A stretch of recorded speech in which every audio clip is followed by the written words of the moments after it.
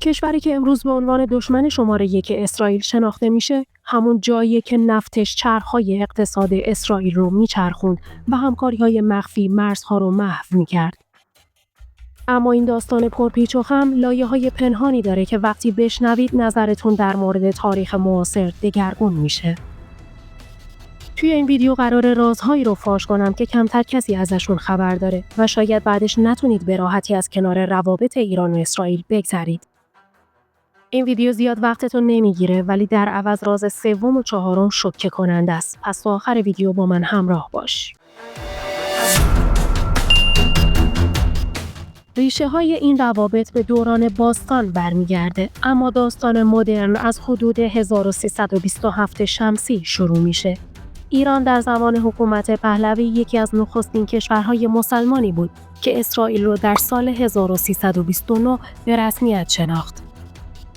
زمانی که موقعیت استراتژیک ایران در خاورمیانه نیاز به متحدان غیر عرب رو برجسته می‌کرد. رضاشاه و بعدش محمد رضاشاه پهلوی این روابط رو بخشی از سیاست اتحاد حاشیه‌ای می‌دیدند که ایران را در برابر تهدیدهای ناسیونالیسم عرب مثل جمال عبدالناصر در مصر محافظت می‌کرد. شاه پهلوی با تمرکز روی منافع مشترک اقتصادی و امنیتی پایه‌های محکمی بنا کرد که باعث پیشرفت‌های فنی و نظامی ایران شد. مثلا اسرائیل در زمینه کشاورزی و فناوری به ایران یاری می‌رساند و در مقابل ایران نفت صادر می‌کرد، چیزی که اقتصاد هر دو طرف رو رونق می‌داد. بعضی اسناد تاریخی نشون میدن که حتی قبل از این شناخت رسمی همکاری‌های مخفی جریان داشته. در دهه 1330 شمسی فروش اسلحه‌های کوچک و مهمات از اسرائیل به ایران بخشی از استراتژی شاه برای مدرنسازی ارتش بود. این معاملات پنهان ایران را به یک قدرت منطقه‌ای تبدیل کرد و نشون دهنده سیاست خارجی هوشمندانه پهلوی بود که منافع ملی را اولویت قرار میداد. شاه با این رویکرد ایران را از انزوا خارج و به سمت مدرنیته هدایت کرد، جایی که روابط با اسرائیل نمادی از استقلال و پیشرفت به حساب می اومد. حالا که تا اینجا همراه من بودید حتما لایک کنید تا بدونید حمایتتون چقدر به ادامه این ویدیوها کمک میکنه و تا آخرش بمونید چون بخش هیجان انگیزش هنوز مونده. در دهه‌های 1340 و 1350 شمسی این دوستی به اوج خودش رسید. ایران تا 40% نیاز نفتی اسرائیل را تامین می‌کرد و در عوض پروژه‌های عمرانی مثل سدسازی و کشاورزی با حمایت فنی اسرائیلی‌ها پیش می‌رفت. همکاری‌های اطلاعاتی علیه تهدیدهای مشترک مثل عراق و مصر امنیت هر دو کشور را تقویت می‌کرد. شاه پهلوی این اتحاد را به عنوان کلیدی برای تبدیل ایران به یک بازیگر اصلی در صحنه جهانی می‌دید که اقتصاد را شکوفا و ارتش را مجهز کرد. بدون این روابط شاید ایران در برابر فشارهای منطقه‌ای آسیب‌پذیرتر می‌شد. یکی از رازهای جذاب اسناد محرمانه CIA هست که نشون میده اسرائیل در پروژه‌های موشکی ایران نقش داشته، مثل معامله موشک‌های سطح به سطح یا زمین به زمین در سال 1356 شمسی. این همکاری‌ها بخشی از اتحاد استراتژیک غیررسمی بود که هر دو طرف را در برابر بلوک عرب قدرتمند نگه می‌داشت. شاه حتی در سالهای آخر حکومتش روابط شخصی با مقامات اسرائیلی را حفظ کرد که نشون دهنده عمق این پیوندها بود. این دوران الگویی از دیپلماسی موفق رو ارائه میده که بر پایه منافع متقابل بنا شده بود و ایران رو به سمت پیشرفت سوق میداد.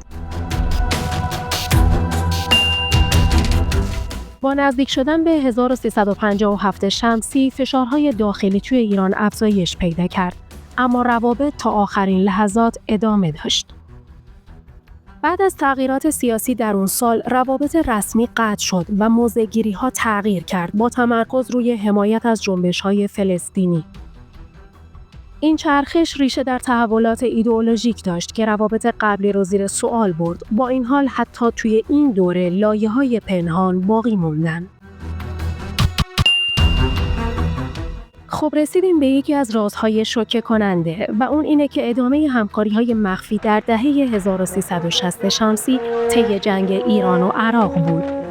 اسرائیل از طریق واسطه‌های آمریکایی در ماجرای معروف ایران کنترا بیش از 2000 موشک تاو و قطعات هواپیما به ایران فروخت. این معاملات از طرفی ایران را علیه عراق قوی‌تر می‌کرد و همزمان هم اسرائیل را از تهدید عراق دور نگه می‌داشت. بعضی اسناد تاریخی تایید می‌کنند که این همکاری‌ها برای هر دو طرف سودمند بوده، هرچند به خاطر حساسیت‌های سیاسی عمومی نشد. راز آخر که کمتر بهش پرداخته شده، ادامه تجارت نفت پنهان حتی بعد از قطع روابط رسمیه. همکاری‌های اطلاعاتی علیه تهدیدهای مشترک هم گهگاهی جریان داشته، اما با گذشت زمان این پیوندهای مخفی کمرنگ‌تر شد و به تنش‌های آشکاری تبدیل گردید. طبیعیه که این تغییرات روابط رو پیچیده‌تر و فرصت‌های بالقوه برای همکاری رو محدود کرد، در حالی که دوران پهلوی نشون دهنده پتانسیل برای روابط پایدار و مبتنی بر پیشرفت بود. درس‌های تاریخی از این داستان نشون میدن که سیاست خارجی همیشه سیاه و سفید نیست. روابط ایران و اسرائیل از دوستی استراتژیک در زمان پهلوی که بر پایه منافع مشترک و مدرنیته استوار بود، به دشمنی پس از 1357 شمسی تبدیل شد. اما رازهای پنهان تاکید می‌کنند که لایه‌های زیرین همیشه وجود دارند. شاه با این روابط ایران را به یک قدرت واقعی تبدیل کرد و درس اصلیش اینه که دیپلماسی هوشمند میتونه منافع ملی رو به بهترین شکل پیش ببره. حالا توی کامنت ها بگید اگه این روابط مثل دوران پهلوی ادامه پیدا می‌کرد، خاورمیانه امروز چقدر متفاوت بود. کانال خودتون پژواک تاریخ رو سابسکرایب و زنگوله رو روشن کنید تا از ویدیوهای جذاب بعدی با خبر بشید.